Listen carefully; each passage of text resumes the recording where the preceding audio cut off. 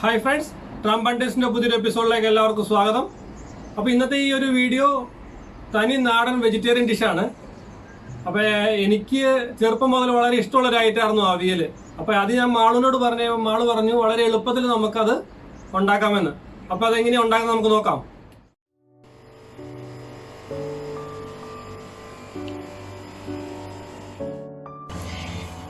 Hi friends, അപ്പോൾ നമുക്ക് അവിയൽ എങ്ങനെയാണ് ഉണ്ടാക്കുന്നതെന്ന് നോക്കാം. അതിന് വേണ്ട ഇൻഗ്രീഡിയൻസ് ഞാനിവിടെ ഒരു 3 കോവയ്ക്ക നീളത്തിൽ സ്ലൈസ് ചെയ്തെടുത്തിട്ടുണ്ട്, ഒരു മുരിങ്ങാക്കോല്, പിന്നെ ഒണിയൻ ഒരു ചെറിയത്, പിന്നെ ഒരു പൊട്ടറ്റോ, ഒരു ക്യാരറ്റ്, ഒരു 5-6 പീസ് ബീൻസ്, പിന്നെ ഒരു ചെറിയ കഷ്ണം വെള്ളരിക്ക, ഒരു 4 പച്ചമുളക്, കുറച്ച് മഞ്ഞൾപ്പൊടി, ജീരകം, തൈര്, ഗ്രേറ്റഡ് കോക്കനട്ട് തേങ്ങ, പിന്നെ ഉപ്പും.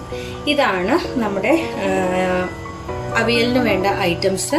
ഇതിനകത്ത് ഒരു കാര്യം മിസ്സിംഗ് ആണ്, കറി ലീവ്സ്.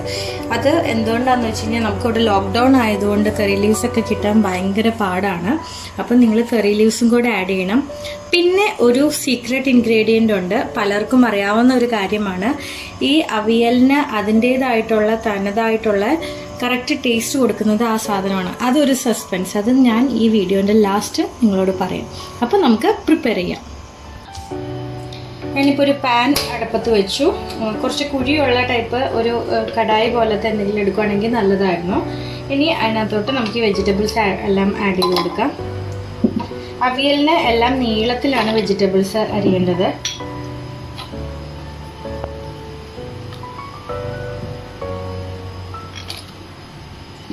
ഈ വെജിറ്റബിൾസ് കൂടാതെ നമുക്ക് വേണമെങ്കിൽ കായ ആഡ് ചെയ്യാം, കുമ്പളങ്ങ ആഡ് ചെയ്യാം,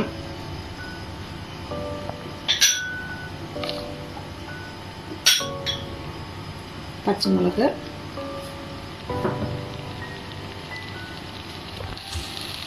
ഇനി ഒരു 1/2 ടീസ്പൂൺ മഞ്ഞൾപ്പൊടി,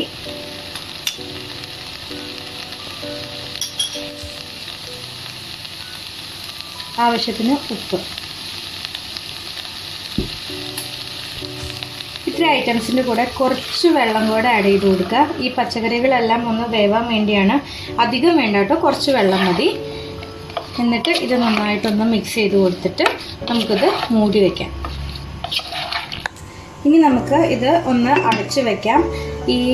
ഇതിൽ നിന്ന് വരുന്ന സ്റ്റീമിൽ വേണം ഈ വെജിറ്റബിൾസ് എല്ലാം കുക്കായി എടുക്കാൻ.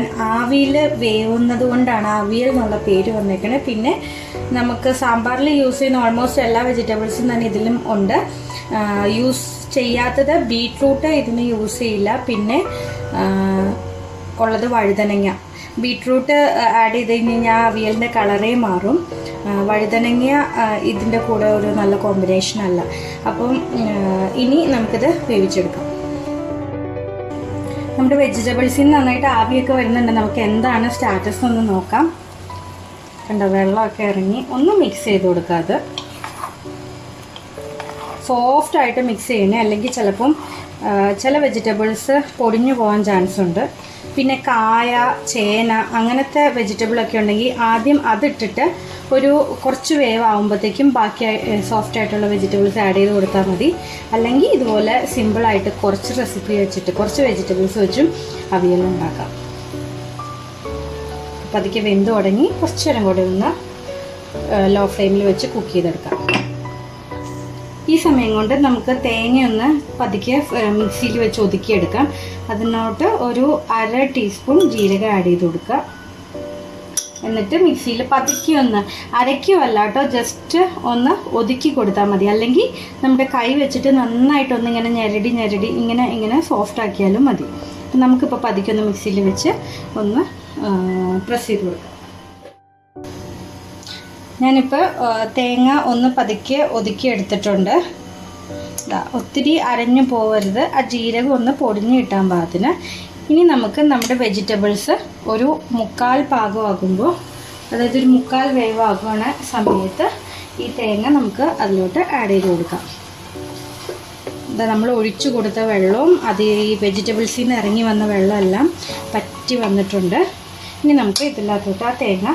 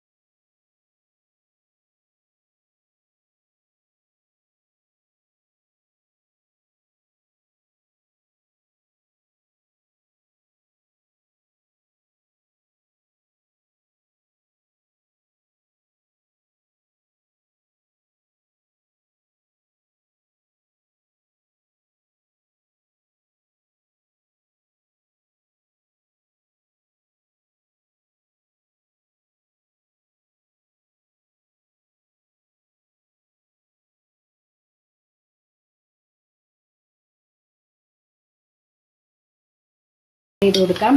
പുളിക്ക് വേണ്ടിയാണ് നമ്മൾ ഈ തൈര് ആഡ് ചെയ്യുന്നത്. ചില നാട്ടിൽ തൈരിന് പകരം മാങ്ങ ആഡ് ചെയ്യണതും കാണാം. ഞാനിപ്പോൾ ഒരു 2.5 മുതൽ 3 ടേബിൾ സ്പൂൺ ആട്ടോ അത്രയും തൈര് ആഡ് ചെയ്തിട്ടുണ്ട്. എന്നിട്ടൊന്ന് പതുക്കി മിക്സ് ചെയ്ത് കൊടുക്കുക. എന്നിട്ട് ഫ്ലെയിം ഓഫ് ചെയ്യാം.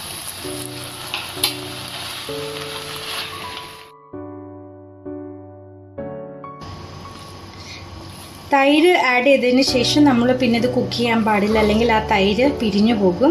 അപ്പോൾ ഈ വെജിറ്റബിൾസിൻ്റെയും ഈ പാത്രത്തിൻ്റെയും ചൂടിൽ ആ തൈര് ഈ അവിയലിൻ്റെ ബാക്കിയുള്ള മിക്സായിട്ട് നന്നായിട്ട് യോജിച്ച് ചേർന്നോളും. എനിക്കിതിനകത്ത് നമ്മുടെ കറിവേപ്പില ഒത്തിരി മിസ് ചെയ്യുന്നു. പക്ഷേ കറിവേപ്പില അല്ല കേട്ടോ നമ്മുടെ സീക്രട്ട് ഇൻഗ്രീഡിയൻറ്റ്. അതെന്താണെന്ന് ഇനി നോക്കാം. ഇപ്പം നമ്മുടെ അവിയൽ ഒരു 99% റെഡിയായി. ഇനി വേണ്ടതെന്ന് പറഞ്ഞു കഴിഞ്ഞാൽ നമ്മുടെ സീക്രട്ട് ഇൻഗ്രീഡിയൻ്റ് ആണ്, പലർക്കും അറിയാവുന്നതാണ്. അതാണ് നമ്മുടെ പച്ച വെളിച്ചെണ്ണ, അതായത് കുക്ക് ചെയ്യാത്ത കോക്കനട്ട് ഓയിൽ ഒരു ടീസ്പൂൺ ഇതിനകത്തോട്ട് ഒന്ന് ഒഴിച്ചു കൊടുക്കുക. ഈ അവിയലിന് അതിൻ്റേതായിട്ടുള്ള ടേസ്റ്റ് കൊടുക്കുന്നത് ഈ കോക്കനട്ട് ഓയിലാണ്. എന്നിട്ട് നന്നായിട്ടൊന്ന് മിക്സ് ചെയ്യുക. ഉപ്പ് വേണമെന്നൊന്ന് നോക്കുക. ഞാനിപ്പോൾ ടേസ്റ്റ് ചെയ്ത് നോക്കിയപ്പോൾ ശക്കല ഉപ്പ് കൂടെ വേണം. അപ്പം അതോടൊന്ന് ആഡ് ചെയ്ത് കൊടുക്കുക. എന്നിട്ട് നന്നായിട്ട് ഇത് മിക്സ് ചെയ്തതിന് ശേഷം ഒരു 2 മിനിറ്റ് ഇനിയും ഇതൊന്ന് ക്ലോസ് ചെയ്ത് വെക്കുക. അപ്പോൾ ആ കുക്ക് ചെയ്തതിന് വരുന്ന ആവിയിൽ ബാക്കി ഈ എണ്ണയും എല്ലാം കൂടെ പിടിച്ച് നല്ലൊരു ടേസ്റ്റായിട്ട് നമുക്ക് കിട്ടും. അപ്പോൾ 2 മിനിറ്റ് നമുക്ക് അടച്ചു വയ്ക്കാം. അങ്ങനെ നമ്മുടെ അവിയൽ ഇവിടെ റെഡി ആയിട്ടുണ്ട്. നമുക്കൊന്ന് തുറന്ന് നോക്കാം. നല്ല അടിപൊളി മണമാട്ടോ. ഇനി നമുക്ക് ഇതൊരു സെർവിങ് ബൗളിലോട്ട് മാറ്റാം. എല്ലാ ഫ്രണ്ട്സും അവിയൽ ട്രൈ ചെയ്ത് നോക്കണം. നമ്മുടെ ചാനൽ സബ്സ്ക്രൈബ് ചെയ്യാത്ത എല്ലാവരും സബ്സ്ക്രൈബ് ചെയ്യുക. നോട്ടിഫിക്കേഷൻ വരാൻ വേണ്ടി ആ ബെല്ലൈക്കൺ പ്രസ് ചെയ്യണം. ഫീഡ്ബാക്ക് ഞങ്ങളെ അറിയിക്കണം. Have A nice day. Thank you. Press the bell icon on the YouTube app and never miss another update.